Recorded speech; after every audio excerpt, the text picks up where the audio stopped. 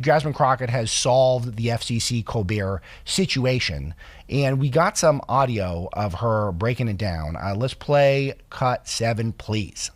We did receive information suggesting that the federal government did not shut down this segment, number one. That is my understanding, that the federal government didn't shut this down, and we will do an official statement once we get another official statement that we anticipate is going to be coming from Paramount.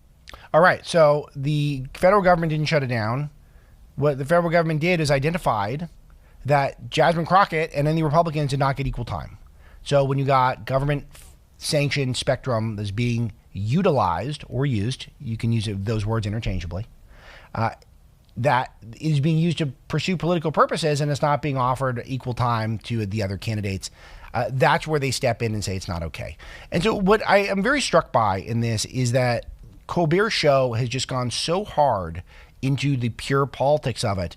And then when they act as though it is unfair that he is being treated as if this is some sort of a political endeavor, it is so shameful what's going on. Tallarico, in particular, who professes to be a Christian person, what he has done is shameful. He's acting like he's getting shut down by Trump. He's not. And he's lying to you to make money. So it's noteworthy that how blasphemous this guy is. He was the guy who said flat out that his Christian faith informs his opinions on abortion. Now he's raising funds as if the government shut this down because they don't like his politics. No, because they didn't offer equal time to Jasmine. That's what this is all about.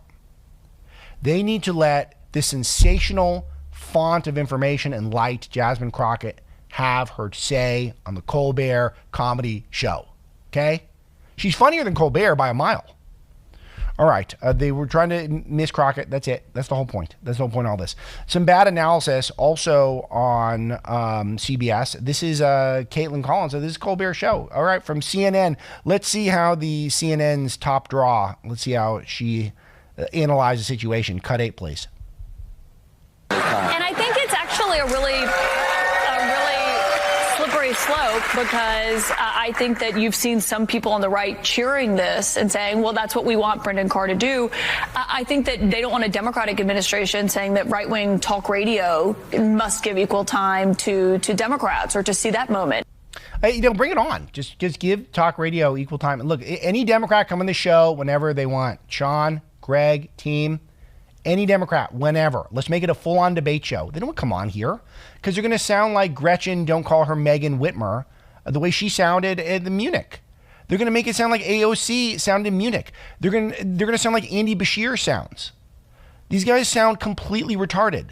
And that's why they don't want to come debate real conservatives. They want to go in their safe space in their bubbles. So let's do it. Let's do the Fairness Doctrine. We'll call this the Alex Marlow Fairness Doctrine Hour. We'll make it equal time. It's such a dumb argument. I can't believe she takes this stuff live. This is what's so interesting about living in the media bubble. And I don't really know Caitlin Collins' politics. She used to work at the Daily Caller. I don't know if she's like a hard left-winger or something. I don't think she is. But I just think these are such half-baked takes. These are not good takes. How do these takes make it all the way to Stephen Colbert's couch, where you know it's going to get clipped and people are just going to make fun of you? But isn't that a blast from the past, Sean? You've been around long enough to know that. It's the Fairness Doctrine. This is where the left was trying to get talk radio censored by insisting we put Democrats out there at an equal amount of time, which would kill ratings for everyone. And that's the whole point, because they knew that when Democrats show up on talk radio, they can't have a sustained thought for long enough. They're not compelling as broadcasters in general. And unless they have a bunch of fluff and a bunch of, high-tech media stuff, a big budget, then they can't entertain with just theater of the mind.